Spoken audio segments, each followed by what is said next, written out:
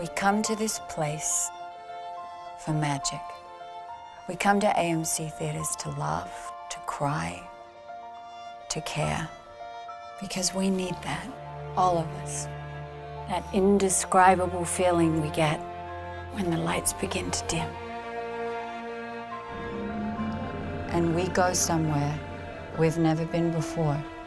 Not just entertained, but somehow reborn. Together. Dazzling images on a huge silver screen. Sound that I can feel. Somehow, heartbreak feels good in a place like this. Our heroes feel like the best part of us. And stories feel perfect and powerful. Because here, they are.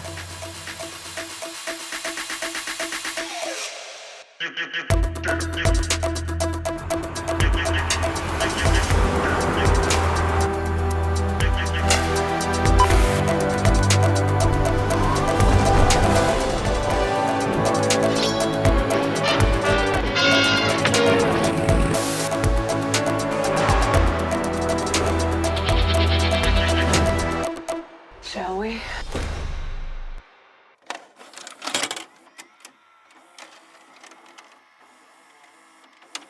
Hi, comic book fans, and yes, we are finally here. It's DC Watch. You thought that we got lost somewhere, maybe in like the third, fourth, fifth, sixth, seventh dimension? We were in the Phantom Zone. Well, we did. Look at my DC Watch shirt. Uh-oh. Someone didn't get the memo. Part of DC Watch, maybe, because he doesn't have his shirt on. It's cold in Jersey. Yeah. Pretty fly. Thanks for being here on DC Watch. And my DC bro, Chris Bigger, who got us these shirts, which Dave Bratton didn't wear. Trying to make us look professional. All right. Okay, so, I guess I'll start it off. All right. I'll give my initial impression. How's that? All right. So.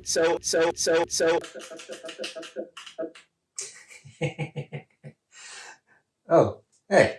So, sorry. Editor's note, if you have not seen Aquaman 2 in theaters, and I know you haven't because we know the box office numbers, we delayed the release of our review so that you guys will have time to watch it as Aquaman 2 drops on HBO Max. And then pause the video, watch the movie, and come back. That way you'll get all of our inside jokes about, cockroaches and how dumb Jason Momoa was in this movie. I'm getting ahead of myself in this review. So, so just watch the video and come back. So I enjoyed the first Aquaman movie quite a bit. All right. So I think as a practical matter, I did enjoy this second one, Aquaman and the Lost Kingdom. I thought the story was good. The CGI is great. I think the whole Kingdom of Atlantis, or the Seven Kingdoms, what they've done there looks really fantastic. But I don't rate it as high as the first one.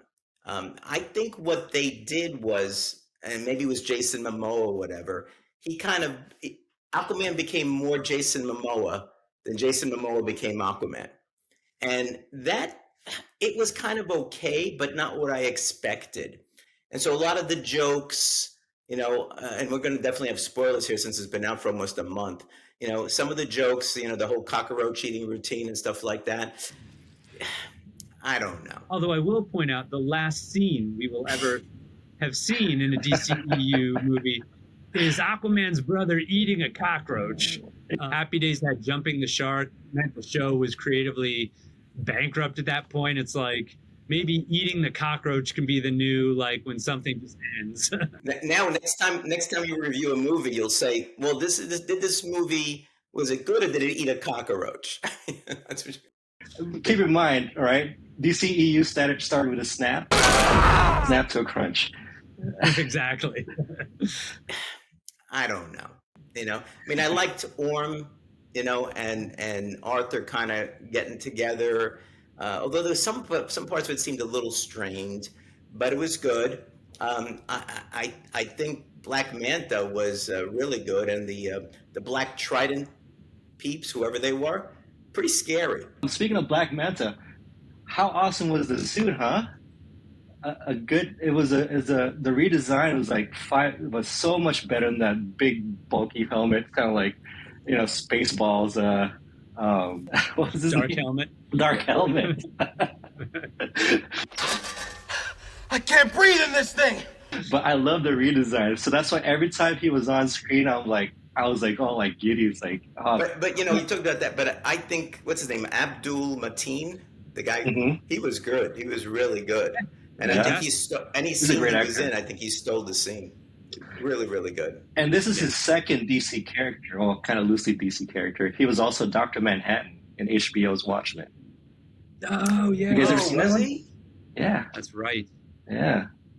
Hard to tell with the Yeah, translucent blue or whatever. It's been so long. I totally forgot. Totally forgot. But Right. Black Manta by himself would be really kind of a badass villain, but then he gets possessed by the Black Trident god or whatever the heck he was. Cordell. Yeah, and I mean that makes him even like worse, I guess. Yep. But I just felt in some ways, and I didn't think about this during the movie, but afterwards I said that wasn't really Black Manta doing all that stuff. It was I think both. it is. I think Joe. I think it was him because somewhere in the back, it's like he was like in the like it's like, yeah, I'm gonna do all this so that I can get powers to beat Aquaman. So the motivation of being possessed was still his thing. But destroying the world, I mean, is that getting revenge on Aquaman? I don't know. To me, it was just. It seemed like Well, it I was mean, over the top. it's part of the deal, though. It's part of the deal. Like one for you, one for me, kind of thing. I'll give you powers to take out Aquaman, and you do this for me. You scratch my back, I scratch yours, kind of thing. I guess, but it didn't look like he was in control at all. Because every time his eyes lit up, you knew it was Kordax doing it. See, I thought he was, and it was sort of like symbiotic, like almost, kind of like that. Firestorm, the 2 in 1. Yeah. But I hear what you're saying, Joe. That is, it's not an invalid interpretation of it, and you could say that robbed Black Manta of his agency. I get that. I just didn't view it that way. It's kind of like when Vegeta in Dragon Ball Z was taken over by Babidi.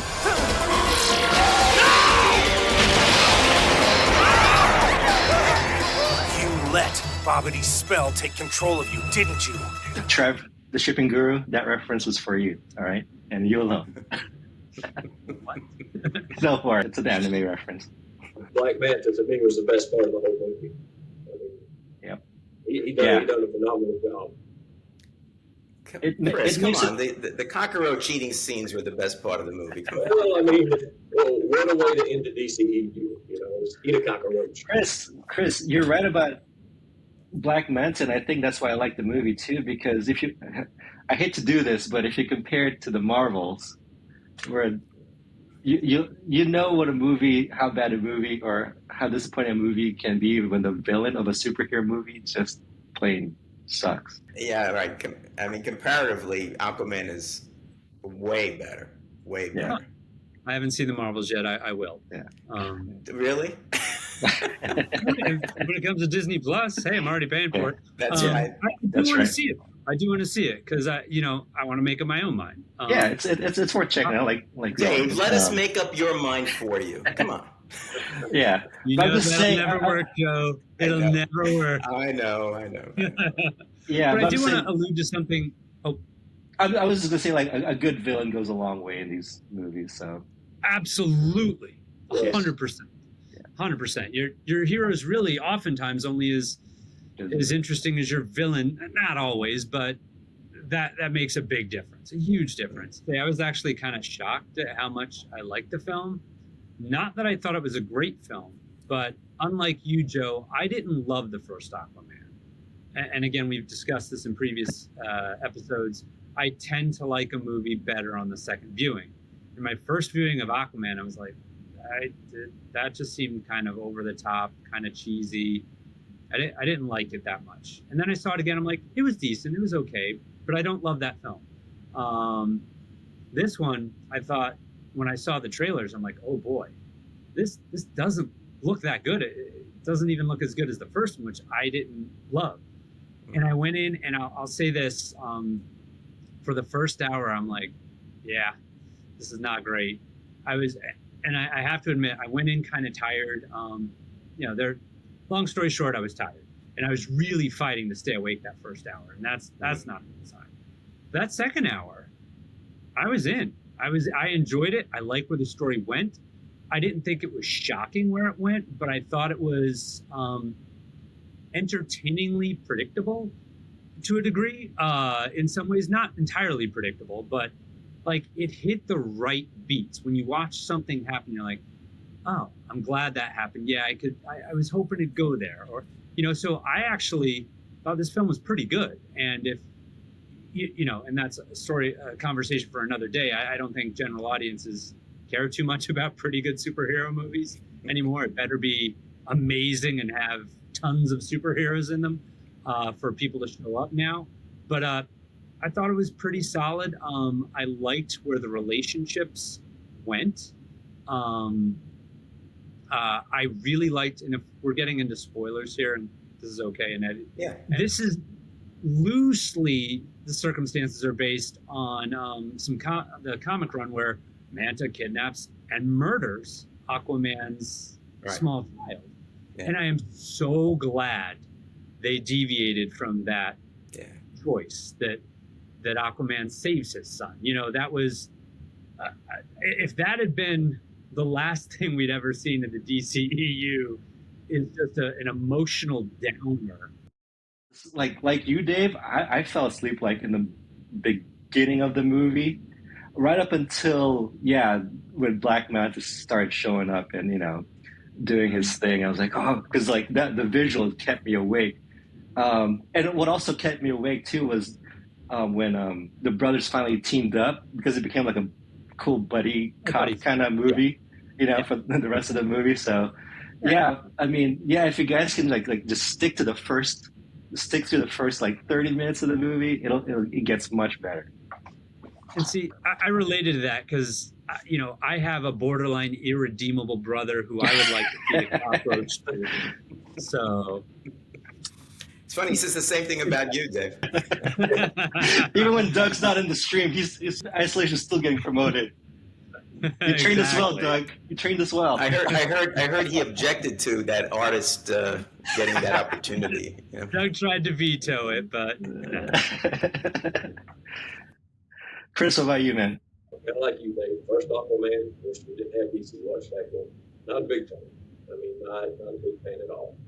Went into the second one, low expectations, and I was kind of like you. But just the first hour, I could not get into the movie. Now, I do like Jason Momoa, but I have never seen him as Aquaman. His brother, Patrick Wilson, to me, he should have been Aquaman. Yeah. To me, he fit the part perfectly. Momoa in this movie was more like a bro, than trying to play the part of Aquaman. That was kind of putting me off a little bit. His personality, really, and even the Aquaman in this most recent movie, the personality was more Lobo-esque. Right. Not over the top Lobo, but the joking around. I mean, I could see Lobo telling the guy, cockroaches are good, have a taste and stuff like that. That's kind of Lobo to me.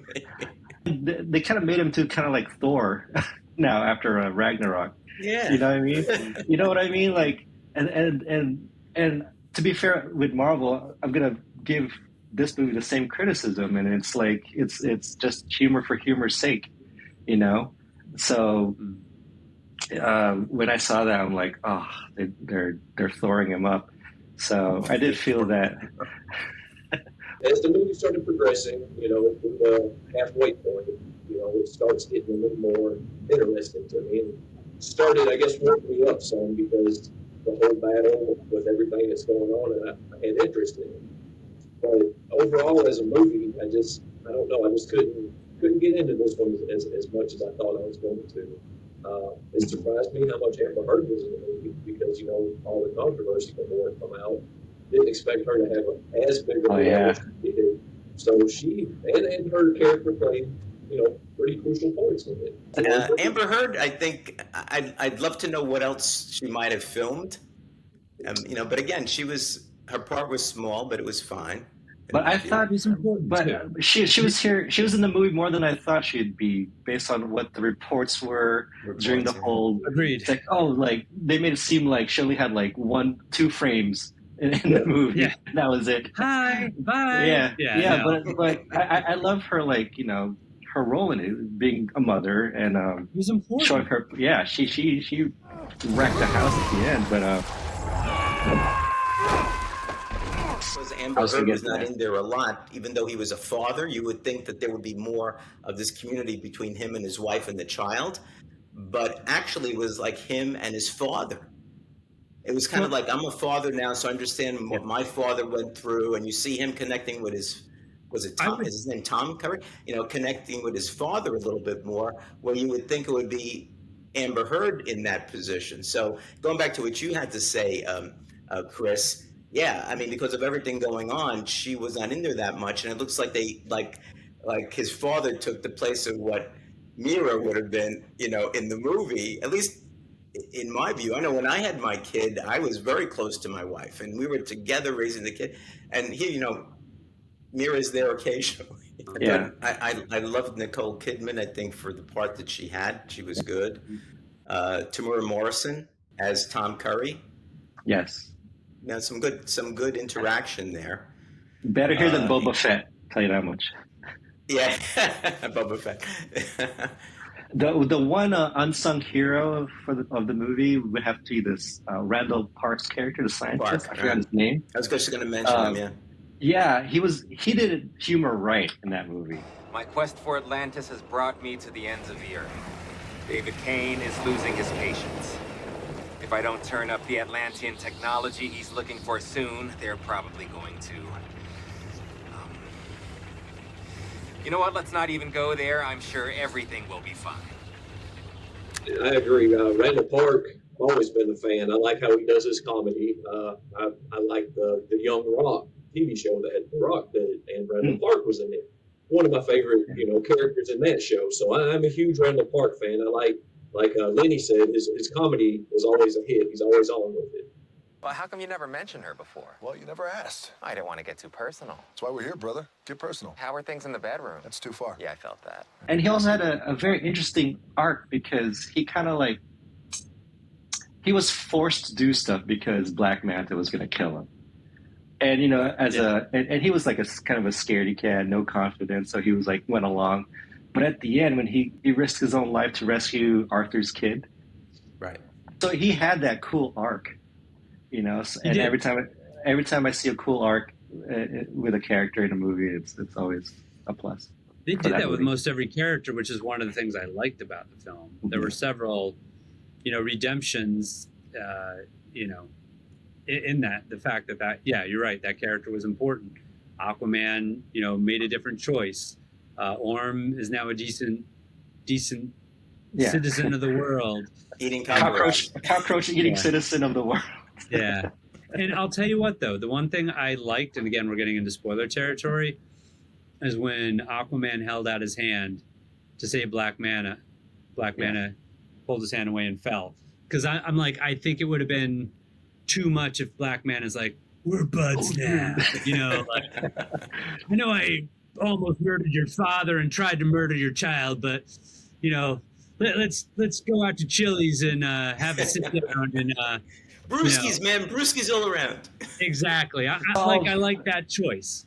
I thought Black Manta, as a character, made a progression, but it would have been unrealistic if he'd been well, now I'm a good guy. Yeah. Yeah. So. And I like to think that Aquaman, there, having almost lost his father, kind of feels for Black Manta because he lost his father. And I'm sure when Aquaman almost lost his father, it's like, yo, bro, man, that sucks. Kind of, that's my Jason Momoa impersonation. But you know what I mean? Right. It's woo. I'm Aquaman. No. we'll get to that later. Like I said, well, here's my final thought. All right, on Aquaman and the Lost Kingdom. I think I'm going to be critical now. Although I said, I kind of like the movie. It's kind of a middling movie, but I think the story was somewhat predictable. I mean, even Black Manta at the end pulling his hand back, was somewhat predictable. Um, and the visuals and stuff were gorgeous. I love all the visuals of Atlantis or the Seven Kingdoms, however you want to put it. Um, I'm thinking that there were some changes made because of, this is the end of the DCEU. We can't have any other characters in there. I think it's still a situation where, although they're different people, where, Warner Brothers or, whatever they're calling themselves nowadays, got involved. James Gunn or whatever, got involved and made some changes. And I think that's a problem. And it's kind of an embodiment of what the problem always has been with the DCEU movies, is that unlike the first one where James Wan, I guess was allowed to do what he wanted, I don't think that was the case here. And I think it hurt the movie because he's a great director, and I think he wrote part of it with somebody else. Right. I mean, so this didn't seem to be up to the standards of what I would think it would come out to be. So in some ways, I'd say, and it kind of is an embodiment of everything that was wrong with the DCEU to begin with some of the exceptions, where they allowed Wonder Woman to be Wonder Woman. I think they allowed the first Aquaman to be what it needed to be, without much of an intervention in the type of stuff. So, I don't know. I mean, if it had come out before COVID, and right after the first movie, I don't know that it would have been that much of a difference. I know that movies now get less, people go to see them less often because they wait for them to come on, the net and all that type of stuff like that. And I'm not sure, we need to talk at some point, how do you translate, $400 million today versus whatever it might have been in, 2000 or something like that, 2019. But so I know that's long-winded, but I think it has the same problems that a lot of the other movies had because of the intervention of Warner Brothers and the people in there. This time for a different reason than they did before. So I think it hurt the movie. Yeah, I mean, James Gunn's announcements for his slate. I think if this movie came out before when he made those, I think it would have done well, because part of what I hear all the time is like, oh, this movie doesn't matter. And it doesn't, because it doesn't belong to a further thing. It's going to stop. So if people didn't hear that, they probably would have gone to see it, And part of just Warner Bros. Has these weird decision makings, because why would they make this movie the final movie and not The Flash? The Flash would have been a better topper for the DCEU, because The Flash, the movie, was pretty much a love letter to DC, especially, the montage and then the chrome bowl, whatever they call, I forgot what they called it. It's just, yeah. I don't get it. I just smack my head all the time. It's like, why is the last frame of the DCU, like you guys said, is Orm eating a cockroach? Even worse, Aquaman homaging Iron Man. I am Aquaman. Yeah, we knew What? that. Not Everybody just that, knows you're Aquaman. But they did it in the way that Iron Man did it. Tony Stark did in the first movie. Before the press, making an announcement, and then it goes, I'm Aquaman, much like I'm Iron Man. Yeah. Of course, done much better. But I agree with you, Pretty Fly. Flash would have been a better end movie to the DCEU. yeah, it's just, and I think by making this movie the last movie of DCEU, kind of gave this movie this unfair expectation, because they're people was expecting for this movie to make a big, pun intended, splash, but it was just an Aquaman story. That's what it is. Yeah. Right. I mean, so it hurt it because of that. Yeah. I mean, we've seen that. Every single DC film that came out after James Gunn's announcement flopped. Yeah, whether they were good or not, right. Quality didn't matter. And I'll say this, I'm glad this one didn't flop as hard as some of the others. It looks like it's going to eke out around 400 million, which, look, nobody making these movies wants less than $750 million or $1 billion. But some of them weren't making their money back. They were losing money on some of these. And so for this Flash, yeah, absolutely. For this to hit where it hit, I hate to say it because that's such a low bar. I'm glad it wasn't a nuclear bomb, So, and that's the thing. Like Blue Beetle was good, Flash was good, and I like people the second just didn't Shazam, care. honestly. But just people didn't care because it's not a part of a ongoing universe. That definitely hurts, but I think it's a confluence of things. I think the Gunn's statement definitely hurt. I do think because then people, at least I don't know what you would call them, the diehards or whatever. And you read this all the time, on Instagram and whatever else, saying, why should I go? Why do I care? Mm-hmm. I might as well wait for the new DCU to come out. But the other thing, too, is, COVID has changed the way that people look at these things. Not to say that you can't have, at least close to or as you said, David, 750 million or more movie, because we've had some of them, right? Guardians of the Galaxy 3. Even the Doctor Strange movie, who I didn't think was that great, made almost $1 billion, whatever. So, I mean, you do have that possibility, but it's really got to be good. And it's got to be word of mouth that really sets it off, and gets people to say, wow, you got to go see that movie. And you don't hear that often. I mean, you just don't. And with a couple of those, one with Doctor Strange, he was well liked because of his previous film and his appearances in the Avengers films. That was just when we were getting out of COVID and people were excited to get back into the movie theaters. And it seemed like that lasted for about a year. And then everybody's like, nah, you know what? That COVID thing where we sit at home and watch it on our TVs, I think I like that more. And some movies that hit early, like if Doctor Strange came out today, I don't know that it'd make 900 million, honestly. Yeah. And superhero fatigue. I mean, it's the way we watch superhero fatigue, the streaming services. Well, yeah, Marvel's just going to have one movie, right? The Daredevil TV show. They're going to have one movie and I think a couple of TV shows. They've stepped back from when they were just flooding the thing like crazy. And DC is going to be similar. What are we going to have? The Joker? And is there another movie coming out this year? This year? Creature Commandos? Creature Commandos, maybe, right? Yeah, I don't know what that is exactly. That may be a cartoon on I think it's going to be a TV show. You have the Penguin TV show, which is not even part of the DC.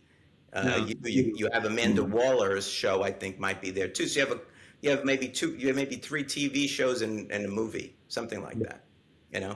So they are pulling back. DC for one reason, I guess, because they're ramping up for 2025 and the Superman movie. No pressure at all on Legacy. Yeah, and Marvel I think they saw that, I think Disney wanted them to keep on pushing stuff out to get people to sign up. And the quality of the movies and the shows just went downhill. The streaming service is the worst thing that ever happened in this industry. It's not good. And there are too many of them. They need to consolidate down to 2 or 3. I mean, they become basically networks. Almost all of them have commercials now. As successful as Guardians is, I mean, it was good because it didn't flop. It could have done more, But Well, I'm sure people decided to just stay home and wait for it on Disney Plus. some did, but I mean that movie did over 800 million, and that was in line with the other Guardians. But that's the thing, people like the Guardians. That first Guardians film is, in my mind, one of the most entertaining films in any of the universes. That was a great movie that made you care about these characters. So that was the beloved characters. I think it's harder to introduce characters now that are new and make people care about them because there's so many that they already care about. Yeah. There's diminishing returns on that. Right. Right. So, I mean, I don't know if people cared about Aquaman Yeah. as much from the first movie, Yeah. and I think that was part of the problem with the DCEU and continued here. So hopefully Gunn changes that, where you have to build characters. Even though although everybody knows Superman Legacy now, it's going to be a different character. Yep. Yeah. So, and he's going to already exist, which is great. So you're not going to go through the rocket coming down and Jonathan Martha Kent getting, everybody knows that. So forget about that crap, Mm-hmm. And if you don't know about it because you don't care, then make a good movie, because people who don't care about or know about Superman in the comic book scenario, or even the past movies, will go to see it if it's a good movie and people start talking it up. Yeah. And I think that's the challenge that the DCEU really failed on. And, we've talked about it, a number of different reasons, and that hopefully the DCU will have learned from. Yeah, you can have this sprawling universe, and that's fine, but don't force it. Yeah. Make some good movies. Yeah. Have stuff that works, and it'll work for you. It will work for you. Forward, what James Gunn has to look forward to is they're not going to meddle in his movies like they did with David Ayer and the Suicide Squad. Yeah. I feel bad for Ayer because he still keeps pitching to this day. I have this great movie that I did not get to release. Look what they did to Zack Snyder. They meddled in his movie. James Wan, look what they've done to Aquaman 2. They meddled in his movie. So moving forward, I have high hopes. Gunn will not let that happen because it's James Gunn, and they're giving him the top dog. Yeah, I mean, he don't take no crap off nobody. Well, there is one person above him, though. That is true, but I think that Gunn has proven himself in everything that he's done, that there will, ultimately it's his final call. And I think that's going to help us with the new movies coming out, that you're not going to have them in there, change this, cut this, take it. So moving forward, I have very high hopes. Yeah, hopefully. I hope they learn from that. I don't know, guys. I heard a rumor that they're telling Gunn he's got to put Batman in Superman Legacy. I'm just joking. Well, there's already 20 people in that movie. 20 characters. Batman ain't gonna hurt. Metamorpho! Yeah. Oh man. All right, guys. Any final thoughts, Dave? You have anything else? Yeah, I mean, I thought Aquaman 2 was going to be lousy. I genuinely did, and I walked out pleasantly surprised. I thought it was pretty good. If you like Momoa in the part, and you want to watch a decent superhero film, check it out. It's not bad. It's pretty good. It has its moments, and they're, it's not gonna, it's not anything new or groundbreaking, but it's entertaining. I thought it was fun. So if you didn't give it a shot in the theater, maybe give it a shot on whatever streaming service. And they're fast pacing the arrival, so they're speeding it up. So for digital, are they? Sales. Yeah, that always helps the box office grosses, knowing that it's going to be on your streaming service in a week. Brutal. All right, so those are our thoughts on Aquaman and the Lost Kingdom, with some other Marvel stuff and other DCU stuff and DCU stuff through it. And so hope you guys enjoyed our thoughts on it. I mean, we're so smart, you have to enjoy it, right? I mean, you have to understand it. I hope you watch this with a pen and paper so you can put all these notes down and have a really good conversation with your friends. Yeah, we're smart, especially the ones wearing DC shirts.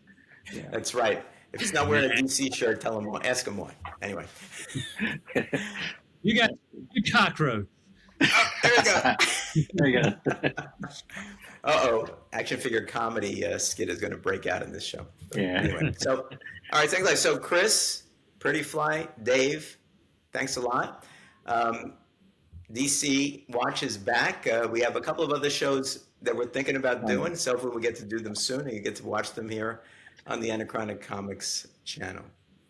And with that, I think we can say good night, everybody. Take care. Have a good one. DC rules.